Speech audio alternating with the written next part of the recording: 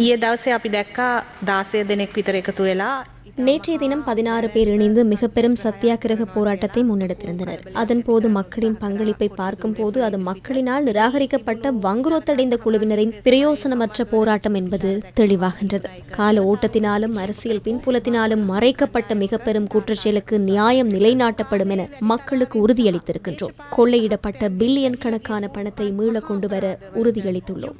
அதிகாரத்திலிருந்து விரட்டப்பட்ட அந்த ஆட்சியாளர்கள் கூட நினைக்கவில்லை இந்த துன்பியலான நிலைக்கு முகம் கொடுக்க வேண்டும் என சுயாதீனமான லஞ்ச ஒழிப்பு ஆணைக்குழு, போலீஸ் திணைக்களம், குற்றப்புலனாய்வு திணைக்களம், சுயாதீன நீதிமன்றத்தை ஸ்தாபித்து அவற்றுக்கு தேவையான ஒத்துழைப்பை வழங்கி அவற்றின் செயல்பாடுகளை முன்னெடுத்துச் செல்ல இடமளிக்கப்பட்டுள்ளது. தற்போது அவர்களின் செயல்பாடுகளை நியாயமாக முன்னெடுப்பார்கள் என்பது எங்களுக்கும் பொதுமக்களுக்கும் விளங்குகின்றது.